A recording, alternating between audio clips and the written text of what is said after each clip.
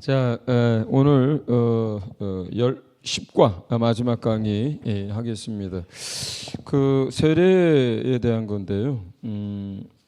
그 세례를 받기 전에 교육할 때는 간단하게 이 정도를 하지만 사실은 그 앞에 6, 7, 8, 9 과가 사실은 더 중요하죠. 그래서 그것을 믿고 받아들인 사람들 이제 영접하고 나서 세례를 주게 되는데, 여기에 지금 제가 땡땡땡 그 핵심 키워드나 그 메시지를 못 적었어요.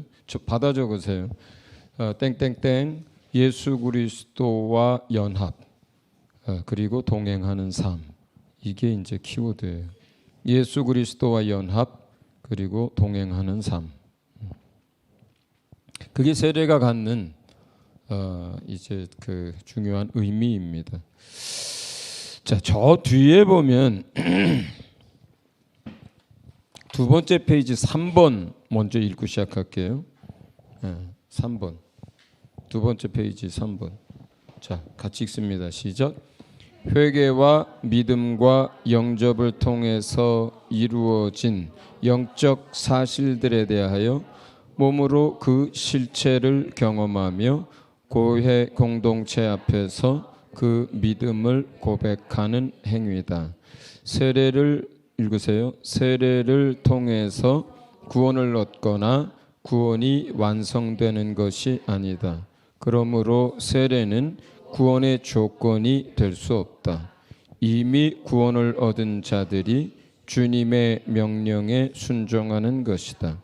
세례를 통해서 영적 실체를 경험하고 피조물로서의 삶을 결단하며 공동체의 공식적인 일원임을 나타내는 것이다.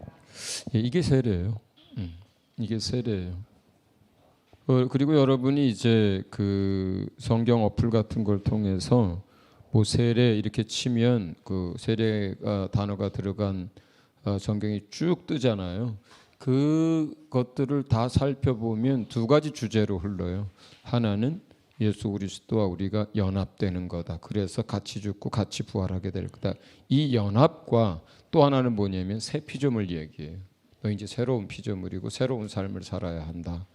이 두 가지로 세례와 관련돼서 성경이 이제 기록을 합니다. 자, 첫 번째는 이 세례라고 하는 것이 이제 예수님의 명령인데, 성례라고 하죠. 성스러운 기독교 예식이 딱 두 개밖에 없어요. 뭐하고 뭐예요? 성찬과 세례입니다. 우리는 말은 세례라고 부르는데 실제로는 침례예요. 우리가 하는 거는. 이해하셨죠? 교단헌법에 세례로 되어 있고, 이제 우리가 이렇게 물을 가지고 성부와 성자와 성령의 이름으로 이렇게 하면서 그 묻혀서 하는 그것을 백석교단에는 이제 교단헌법으로 만들어져 있는데, 근데 세례라는 이름을 쓰지만 우리는 물 속에서 들어갔다 나오는 형태의 이제 세례를, 다른 표현으로는 침례를 이제 주고 있죠.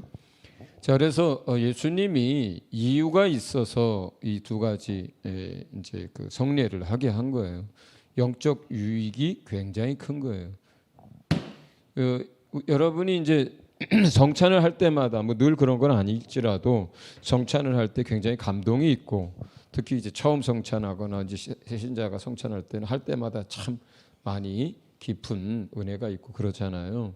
사실은 그것을 되새겨보고 기억하고 그 은혜와 사랑에 대해서 다시 한번 내가 떡을 먹고 잔을 마시면서 경험해서 그 영적 유익을 얻는 것처럼, 이게 세례는 한 번밖에 안 받지만 그러나 그런 영적 유익이 있어서 세례를 이제 받게 하는 거거든요. 그러니까 세례는 우선 말씀 읽어볼게요. 첫째 세례의 의미는 이제 예수 그리스도의 연합인데, 로마서 6장 말씀, 골로새서 말씀 이어서 읽어보겠습니다. 시작. 무릇 그리스도와 합하여 세례를 받은 우리는 그의 죽으심과 합하여 세례를 받은 줄을 알지 못하느냐. 그러므로 우리가 그의 죽으심과 합하여 세례를 받음으로 그와 함께 장사되었나니, 이는 아버지의 영광으로 말미암아 그리스도를 죽은 자 가운데서 살리심과 같이 우리로 또한 새 생명 가운데서 행하게 하려 함이라. 만일 우리가 그의 죽으심과 같은 모양으로 연합한 자가 되었으면 또한 그의 부활과 같은 모양으로 연합한 자도 되리라. 너희가 세례로 그리스도와 함께 장사한 바 되고 또 죽은 자들 가운데서 그를 일으키신 하나님의 역사를 믿음으로 말미암아 그 안에서 함께 일으키심을 받았느니라.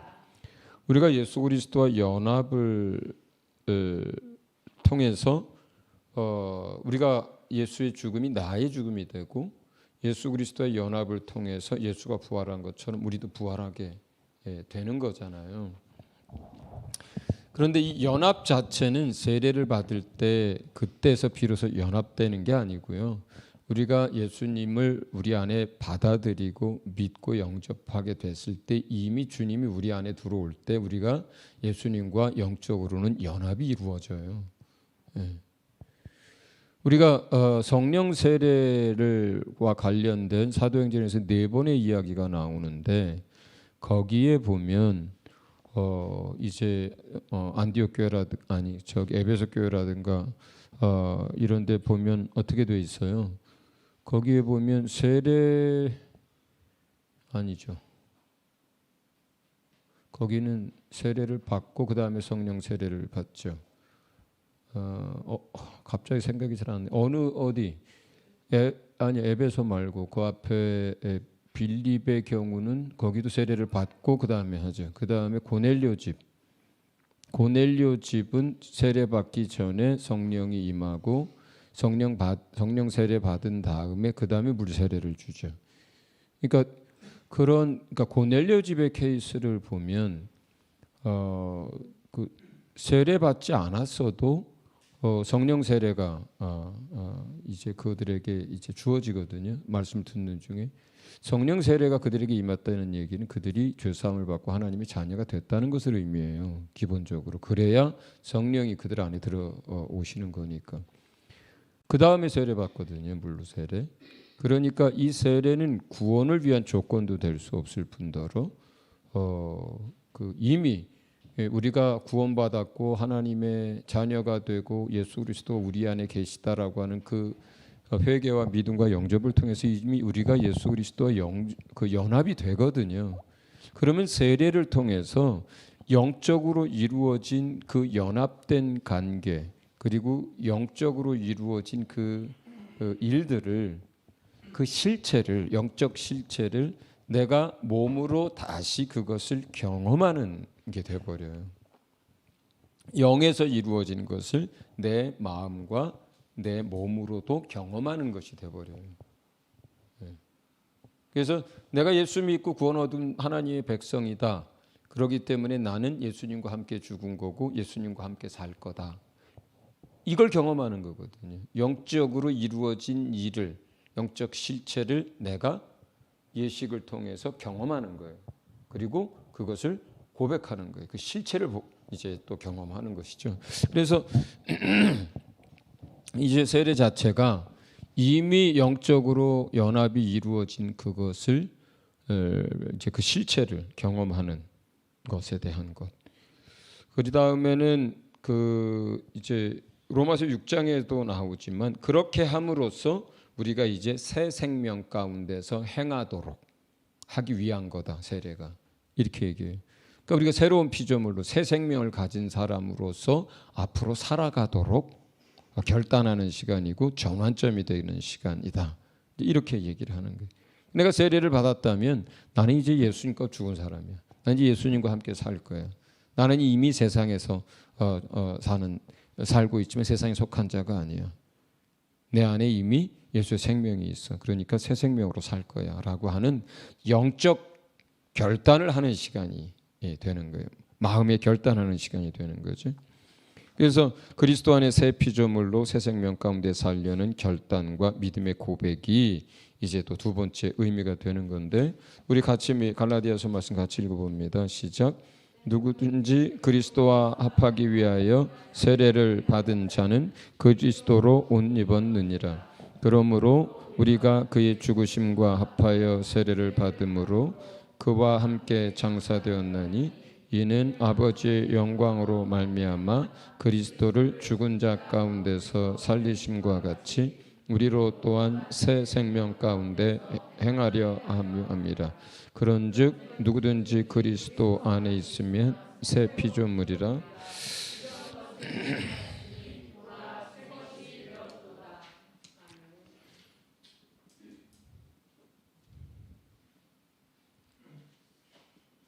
초대교회는 예수님을 믿고 영접하면 바로 뭘 어떻게 했어요?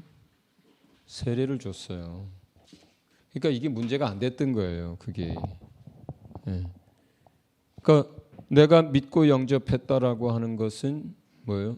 이제 죄 사함 받고 하나님의 자녀가 되고 백성이 됐다는 거예요. 그러니까 바로 세례를 받으면서 내가 이제 그리스도와 그 앞에 바로 직전에 있었던 영접과 회개와 믿음을 통해서 그리스도와 연합됐고, 그리고 이제 내가 새 생명을 가졌고 내가 이제 새로운 삶을 사는 거야.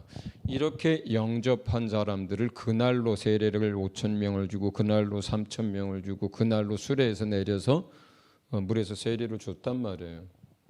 그러니까 이게 지금 우리는 이제 영접하고 예수 믿고 나서도 시간이 많이 지나고 우리 교회는 세례장이 없어가지고 몇 달 지나서 주고 막 이렇게 하잖아요. 그러니까 이게 무슨 구원에 관련된 거냐, 언제 연합된 거냐 이런 얘기가 나오는 것뿐이에요. 그런데 사도행전적 교회는, 그리고 실제로 이런 이야기가 쓰여지는 초대교회는 어떻게 한 거예요? 회개하고 예수 믿고 영접하면 그냥 세례를 준 거예요. 세례 교육을 따로 안 하고, 그죠? 그리고 그 사람들에게 바로 뭘 한 거예요? 손 얹고 성령 세례도, 물 세례 받은 사람들에게 성령 세례도 주시도록 그냥 기도한 거예요. 여기까지가 그냥 자연스럽게 그냥 세트로 이어진 거예요. 세트로. 그래서 지금에 와서 이제 요즘이 그렇게 안 하니까 뭐 세례가 구원의 조건이냐 아니냐, 무슨 뭐 성령 세례는 언제 뭐 어떻게 된 거냐 이런 얘기를 하는 것뿐이고요. 실제로 사도행전적 초대교회를 우리가 따라간다고 하면, 그 다음에 영적 원리를 그대로 알고 적용한다고 하면 앞에 회개 제대로 하도록 돕고 복음을 제대로 설명하고 예수가 누군지를 제대로 설명해서 그걸 받아들이고 믿는다면 그럼 바로 세례해 주는 거예요. 그리고 바로 성령 세례가 임하도록 기도해 주는 거예요. 그러면 뭐 그냥 이어지는 영적인 것들이기 때문에 뭐가 먼저냐 나중이냐 뭐가 어쩌 이런 얘기도 할 필요가 없는 거예요, 사실은. 그럼 우리는 적용을 할 때 어떻게 해줘? 그냥 사도행전적 초대교회에서 그냥 했던 것처럼 하는 게 제일 좋아요, 제가 볼 때는. 근데 우리가 이제 일주일에 한 번씩 만나고 그 다음에 이제 새신자 교육을 하고 그들이 어디까지 과정이 시간이 걸리는 거예요? 거기 회개하고 예수가 누군지랑 그 다음에 복음에 대해서 설명하고 인간에 대해 설명하고 하는 이 과정들을 충분히 설명해서 이걸 받아들이도록 하는 데까지가 시간이 걸리는 거예요, 현실적으로. 그래서 이 앞에 시간은 길어도 상관없어요, 제 생각은. 잘 가르칠수록 좋습니다, 앞에 시간이. 오히려 앞에 시간을 대충 할수록 뒤에 교회 안 나오고 다시 세상으로 돌아가는 일이 훨씬 더 많습니다. 그 영접 기도가 중요한 게 아닌 거예요. 영접 기도 했어요 안 했어요 이게 중요하지 않아요, 사실은. 그냥 마음으로 그렇게 정말 믿고 입술로 그렇게 고백하면 그게 영접이에요, 사실은. 그러니까 앞에 과정, 우리가 1과부터 이걸로 따졌을 때 9과까지가 더 중요해요. 그래서 그걸 이 사람들이 차근차근 잘 따라오고 믿음으로 고백하고 또 회개하고 내가 이제 예수님을 내 주로 받아들이겠다고 하면 그러면 된 거예요. 그 상태에서 이제 뭐 영접 기도도 시키시고 또 입술로 고백도 하게 하시고 그 상태가 되면 이제 아마 이번 주에 세례를 받을 수 있는 이제 그 공간이 만들어질 거예요.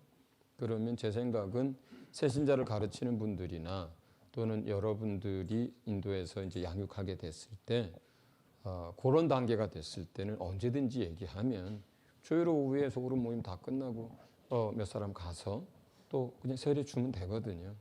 근데 이제 유익을 위해서는 이제 그냥 그렇게 하는 것보다는 미리 세례 받기 전에 2주, 3주 전에 이야기를 하고 그리고 간단한 세례 교육을 저는 그 앞에 거 안 가르치고 그냥 요 간단하게 이렇게 보통 얘기하고 왜냐하면 그 앞에를 충분히 가르쳤기 때문에 요 부분을 간단하게 가르쳐요 세례 교육은.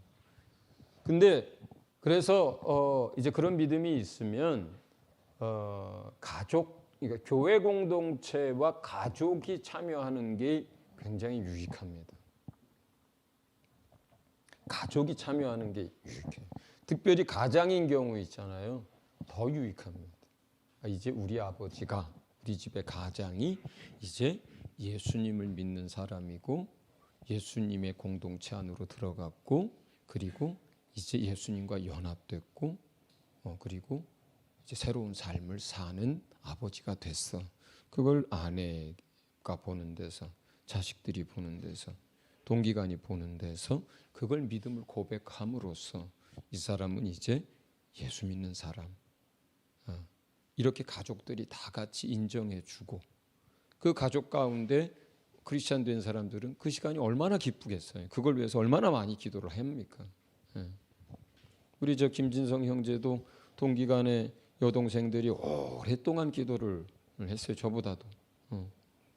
그래서 이제 이번에 세례 받을 때 동기간을 다 얘기를 해줄 거예요. 그러면 아마 오겠죠. 주일 오후니까. 그러고 와서 동기간이 둘러서고 또 자녀들도 초청하고 그래서 이렇게 하고 그 다음에 이제 교회 공동체예요. 왜냐하면 이렇게 세례를 받으면서 교회 공동체의 일원이 됐음을 고백하고 나타내는 거거든요. 다시 얘기하지만 옛날에는 그냥 영접하고 그날로 세례를 줬기 때문에 그러면 교회 공동체가 됐잖아요. 자연스럽게. 근데 지금은 어때요? 이미 교회 공동체가 됐어요. 실제로는. 교회 일원이 됐거든요. 그리고 지금 성찬에도 아무런 문제도 없어요. 김진성 형제 같은 경우는. 아무런 문제가 없어요. 이미 영적으로는 다 됐어요. 그렇지만 이 성례를 가지고 유익을 얻도록 우리가 잘 준비하면 교회 사람들에게도 큰 기쁨이 되고 그 다음에 가족들에게도 큰 기쁨이 되고 자기 자신은 그럼으로써 이제는 돌아갈 수 없는 강을 건너는 거예요. 이제 나는 사나 죽으나 예수의 사람이고 가족들이 보는 앞에서 교회가 보는 앞에서 그렇게 내가 내 믿음을 고백하고 내가 예수와 연합한 사람이라는 거를 선포한 거잖아요. 그리고 그 전에 제가 왜 자꾸 구별된 장소 얘기하냐면 떠들고 사람이 많으면 그 사람이 자기 신앙 고백을 하는데 부담을 느껴요. 해수욕장에서도 해보고 뭐 여기서도 해보고 저기서 다 해봤잖아요. 그런데 이런 유익과 이런 영적인 그런 정말 이런 경건하고 거룩하고 기쁜 날인데 그냥 조그만 애들 고무 튜브에다 하고 싶지 않은 거예요. 평생에 한 번 하는 건데 기억에 남고 가족들이 다 둘러보고 그리고 본인이 신앙 고백을 하게 되잖아요. 그러면 주변이 잠잠하고 사람들이 그걸 들어줄 수 있는 환경이 돼야 그 공동체가 그 믿음의 고백 그 베드로가 또 뿐만 아니라 다른 사도들이 주는 살아계신 하나님의 아들이요 그리스도라고 하는 이 고백을 함으로 교회가 태동이 됐던 것처럼 이미 그렇게 됐지만 그 고백을 우리가 들으면서 그 신앙 간증을 들으면서 교회 안에 이렇게 깊이 받아들여지고 인정되어지고 일원이 되고 하는 것들을 이제 공식화하는 거다 이렇게 이해하면 좋아요. 이미 된 거예요. 공식화하는 거다. 그래서 보통 투표권도 교회에서는 세례받은 사람에게 줘요. 교적을 갖게 되는 것도 사실은 뭐예요? 세례받은 사람에게 줍니다. 성찬도 세례받은 사람에게 줘요. 뭐예요? 그 세례가 공식적으로 교회 일원됨을 나타내는 것이기 때문에 그래요. 그래서 저는 이제 여러분이 인도하는 사람들에 대해서도 마찬가지고요. 가르칠 때도 마찬가지고 여러분들이 이제 다 그렇게 가르쳐야 되니까 그래서 딱 한 번 하는 이 세례에 대해서 잘 준비해서 교회가 그리고 찬양과 박수와 환영과 포옹 속에서 함께 기뻐하면서 이렇게 의미 있는 성례가 될 수 있도록 이렇게 준비하는 거 아주 좋다고 생각을 합니다. 자, 이렇게 해서 이제 세례의 의미가 그렇고 맨 마지막에 우리 이제 3번 그리스도인의 삶, 그리고 세례받은 그리스도인의 삶에 대해서 갈라디아서 읽고 마치겠습니다. 시작. 내가 그리스도와 함께 십자가에 못 박혔나니 그런즉 이제는 내가 산 것이 아니요 오직 내 안에 그리스도께서 사신 것이라. 이제 내가 육체 가운데 사는 것은 나를 사랑하사 나를 위하여 자기 몸을 버리신 하나님의 아들을 믿는 믿음 안에서 사는 것이라. 우리가 십자가에 그리스도와 함께 못 박혔습니다. 이게 연합이에요. 그렇기 때문에 이제는 나는 죽었고 내 안에서 예수가 삽니다. 그리고 이 사실을 매 순간 우리는 믿음으로 고백하면서 그 진리를 따라 사는 것이 그리스도인입니다. 자, 할렐루야. 이렇게 해서 두 번째 강의를 마치도록 하겠습니다.